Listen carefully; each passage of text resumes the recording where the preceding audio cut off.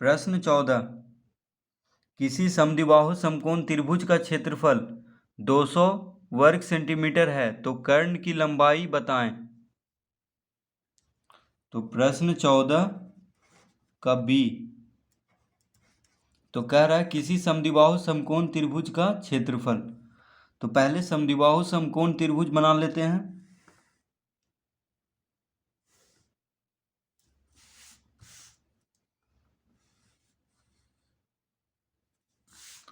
इस तरह से, और इसको नाम दे देते हैं ए बी सी।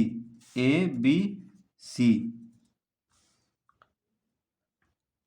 तो समद्विबाहु समकोण त्रिभुज, तो देखिए समद्विबाहु मतलब जिसका दो भुजा बराबर हो, यानी ए बी बराबर है बी सी के। तो और समकोण मतलब जिसका एक कोण 90 डिग्री हो, तो कोण बी कितना है 90 डिग्री का। ठीक है, तो हम जानते हैं कि समकोण यानी 90 डिग्री के सामने का भुजा क्या होता है, कर्ण। तो ये कर्ण हो गया, और ये दोनों भुजा जो हो गया ए बी और बी सी, ये हो गया समकोण बनाने वाली भुजा। ठीक है, क्योंकि यही दो भुजा से समकोण त्रिभुज बन रहा है। देखिए यही दो भुजा जो है 90 डिग्री का कोण बना रहा है, इसीलिए ए सी को मिलाने पे ये त्रिभुज ए बी सी कौन सा त्रिभुज हुआ, समकोण त्रिभुज। अब कह रहा है कि समद्विबाहु, यानी समद्विबाहु मतलब जिसका दो भुजा बराबर हो, जिस त्रिभुज का दो भुजा बराबर हो उसको क्या कहते हैं, समद्विबाहु त्रिभुज। तो समद्विबाहु भी है समकोण भी है, यानी दो भुजा बराबर भी है और समकोण त्रिभुज भी है, यानी एक कोण 90 डिग्री का भी है। ठीक है, तो इस तरह से पहले इसका चित्र बना लेंगे। तो लिखेंगे माना कि ए बी सी एक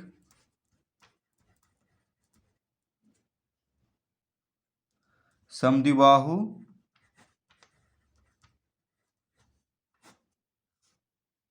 समकोण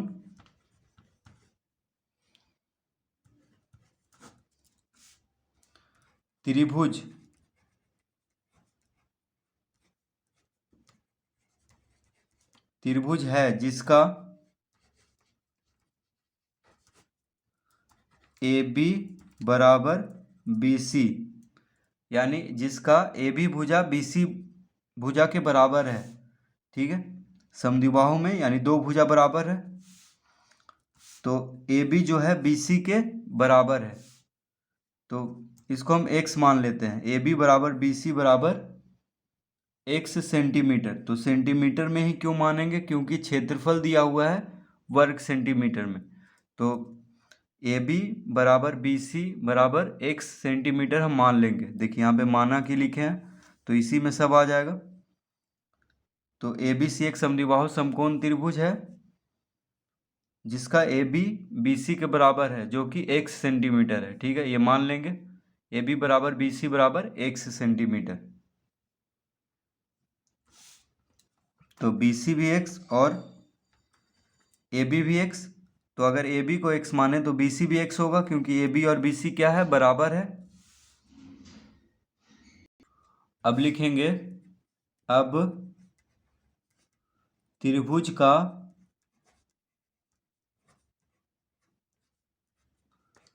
क्षेत्रफल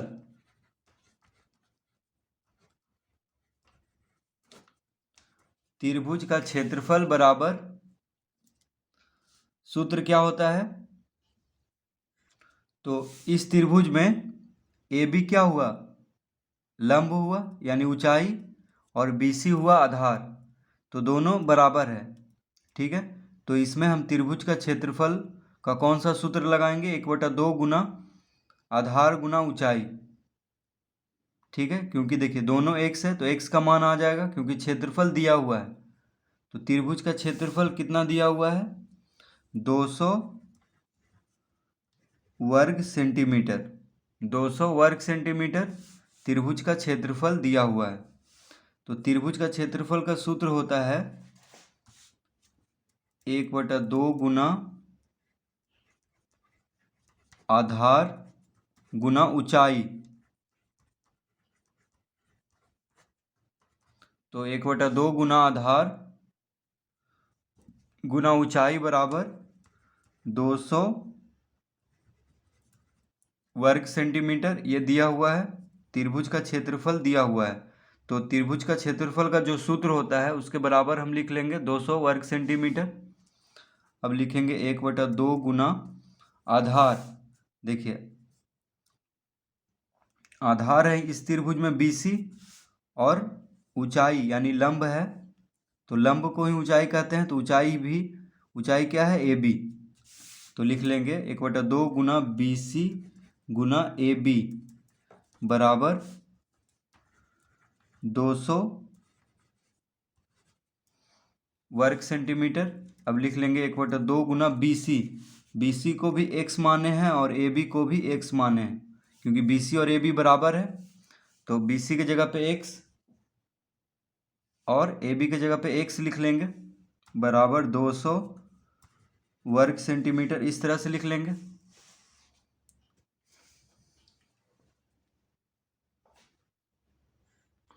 तो x गुना x क्या हो जाएगा, एक्स स्क्वायर बराबर हो जाएगा 200।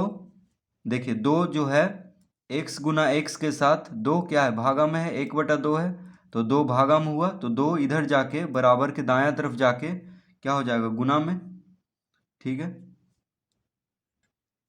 तो 200 वर्ग सेंटीमीटर गुना 2 लिख लेंगे, क्योंकि 2 इधर भागा में है, बराबर के बायां तरफ भाग में है, 1/2 है, तो 2 को इस तरफ भेजेंगे यानी बराबर के दायां तरफ, तो गुना में हो जाएगा।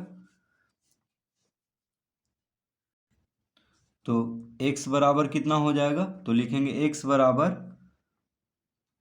200 वर्ग सेंटीमीटर गुना 2 अंडर रूट, इस तरह से लिख लेंगे। अब देखिए तो 200 गुना 2 कितना होता है, 400। तो 200 को हम लिख सकते हैं 2 गुना 10 गुना 10। ठीक है, देखिए 200 को हम लिख सकते हैं 2 गुना 10 गुना 10, क्योंकि 10 गुना 20, 20 गुना 10 200। तो 200 को इस तरह से हम तोड़ सकते हैं।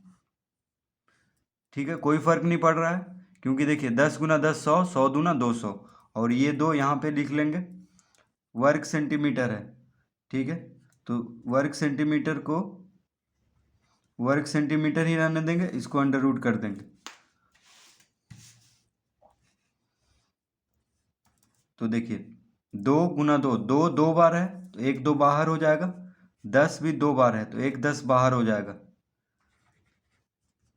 सेंटीमीटर स्क्वायर, तो इसको 1 सेंटीमीटर को बाहर कर लेंगे, तो x बराबर कितना आ गया, 10 दूनी 20 सेंटीमीटर। x बराबर, देखिए x बराबर कितना आ गया, 10 दूनी 20 सेंटीमीटर। तो यहाँ पे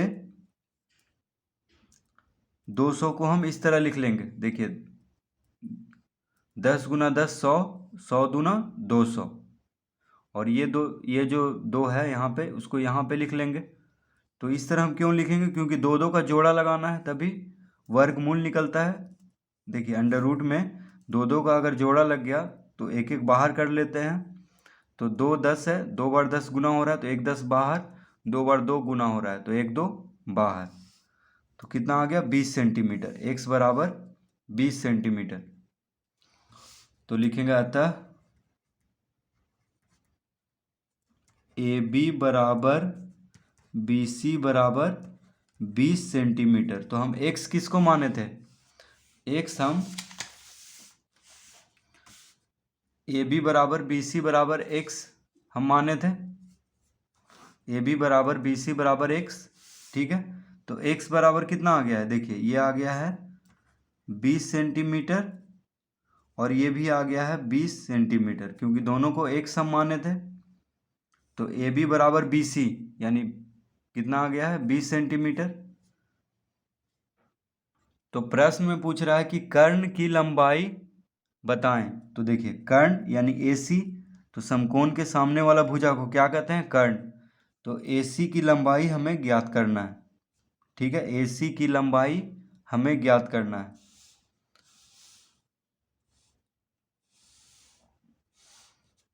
तो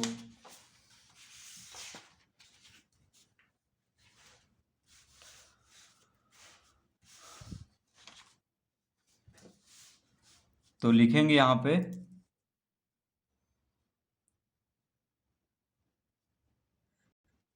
पाइथागोरस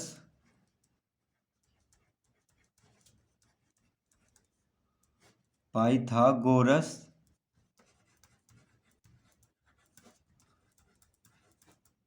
प्रमेय से पाइथागोरस प्रमेय से क्या होता है? तो कर्ण का वर्ग यानी AC का वर्ग बराबर लंब का वर्ग यानी AB का वर्ग जोड़ आधार का वर्ग यानी BC का वर्ग। ये होता है पाइथागोरस प्रमेय से किसी भी समकोण त्रिभुज में कर्ण का वर्ग बराबर लंब का वर्ग जोड़ आधार का वर्ग, इस तरह से लिख लेंगे। तो इस चित्र में AC क्या है? कर्ण है। तो AC का वर्ग जोड़ AC का वर्ग बराबर यानी कर्ण का वर्ग बराबर होता है लंब का वर्ग और आधार के वर्ग के योग के बराबर होता है कर्ण। ठीक है, तो AC का वर्ग बराबर लिख लेंगे AB का वर्ग जोड़ BC का वर्ग। तो AB और BC x है, तो पाइथागोरस प्रमेय से इस तरह लिख लेंगे। तो AC का वर्ग बराबर AB कितना है? x है।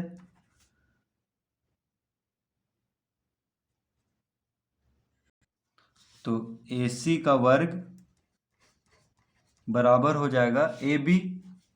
अब देखिए AB का वर्ग, तो AB बराबर BC कितना आया है? 20 सेंटीमीटर। तो x का मान हम अभी लाए थे 20 सेंटीमीटर, यानी AB भी 20 सेंटीमीटर हो गया और BC भी। तो लिख लेंगे यहाँ पे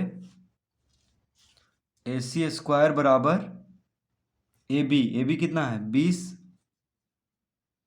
तो 20 का वर्ग जोड़ BC भी 20 है, 20 का वर्ग। ठीक है, तो इस तरह से तो AC बराबर क्या हो जाएगा? तो देखिए 20 का वर्ग यानी 400 जोड़ 20 का वर्ग यानी 400। तो AC बराबर यानी अंडर रूट 400 जोड़ 400 हो जाएगा। 20 का वर्ग तो 2 दूना 4, और देखिए 20 गुना 20 क्या होता है? 400। ठीक है, उसी तरह 20 का वर्ग 400, 20 गुना 20 400। तो AC बराबर 400 400 कितना हो जाएगा? 800, यानी 800 का वर्ग। AC बराबर 800। तो देखिए 800 को हम लिख सकते हैं, तो 800 का अभाज्य गुणनखंड कर लेते हैं। तो देखिए 2 से 400 बार में लगेगा, फिर 2 से 200 दूनी 400, फिर 2 से 100 दूनी 200, फिर 2 से 50 दूनी 100, फिर 2 से 25, फिर 5 से 5 पचे 25। तो इसको लिख लेते हैं। तो अंडर रूट 800 बराबर हो जाएगा अंडर रूट 2 गुना 2 गुना 2 गुना 2 गुना 2 गुना 5 गुना 5, इस तरह से लिख लेंगे। तो वर्गमूल निकालने के लिए क्या करते हैं? 2 जोड़ा में से एक बाहर, तो 2 गुना 2 से एक बाहर 2, फिर 2 गुना 2 से एक 2 बाहर, फिर 5 गुना 5 से एक 5 बाहर।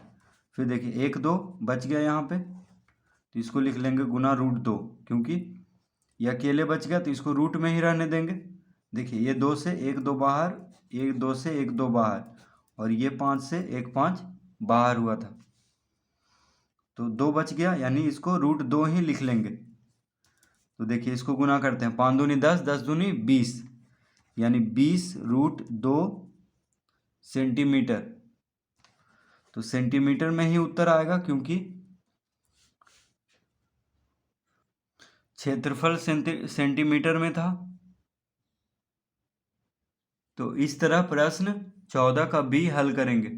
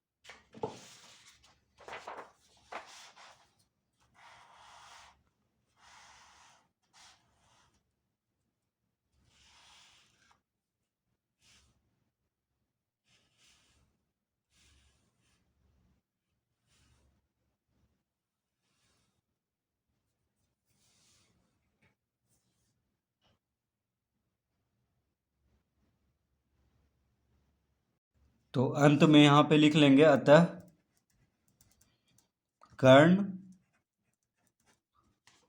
कर्ण की